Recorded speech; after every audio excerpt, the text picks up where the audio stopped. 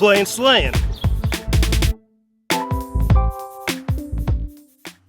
Few games are as thoroughly addicting as Slayin on iOS. Created by Pixel Looker Games as an update to a free PC and web version of the game, Slayin pits you in a retro-inspired endless action RPG with the goal of defeating a dragon and his minions. Now, unlike some other mobile games of the endless variety, Slayin is full of action and the need to play with skill rather than having some dumb luck in order to progress. You basically walk in either direction, killing monsters and trying to rack up a combo of slain foes, which earn you health replenishing gold, which you can use to purchase food, as well as different weapons and armor. Once you run out of health, the game ends and you're rewarded with fame points, used to purchase different characters, skins for the game's interface, and some additional gameplay modes and other things. Slayin starts you off with access to just the knight character, who is pretty well rounded. All 6 of the playable heroes play completely differently, even though Slayin only uses 2 directional control buttons and an action button for all of its gameplay, which is actually really impressive since it makes the game extremely easy to pick up and play, which is one of the key things a good mobile game must have. It needs to be accessible. Slayin masters that by being very easy to learn, but also very difficult to master. Attacking monsters is as easy as touching them with your weapon or attack, and while you do recover health by collecting money, it is very easy to get overwhelmed by the onslaught of the never-ending monsters. When your character levels up, the game begins in the next wave of monsters and traps, and every 10 levels you face a boss, which are each very unique and offer a good level of challenge, though you will eventually pick up on their patterns if you play long enough. Now, Slayin is not the type of game you would play for a minute or two and then put down. The rush of fighting off the hordes of monsters is addictive and makes you want to keep playing until you simply can't anymore.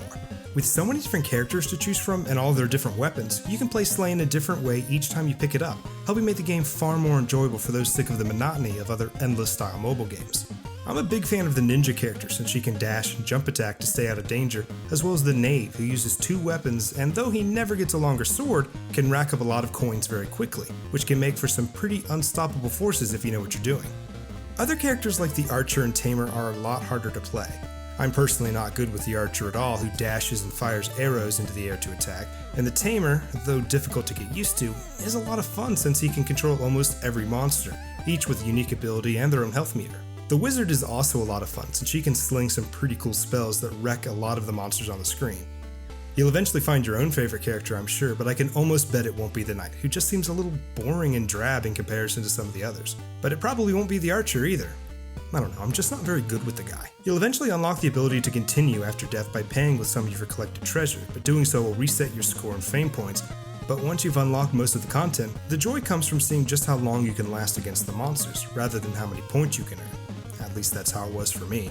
There's a boss attack mode, and even a mode to start you off at the toughest nails level 81. While it would be nice to maybe skip the first few areas at the beginning of the game, the ramp in difficulty is pretty decent as the game progresses.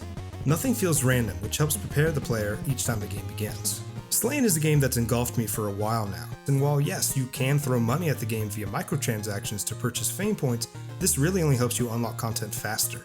Everything in the game, from the characters and modes to the gravestone ornaments to show off your highest score, are all able to be purchased simply by playing and being good at the game.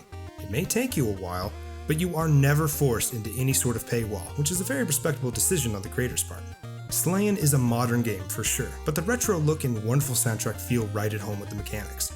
I can't picture this game not using retro style graphics, and while some are getting sick of that fake retro look, I'm someone who's come to love it on a lot of games, and Slayin is one where it just feels right.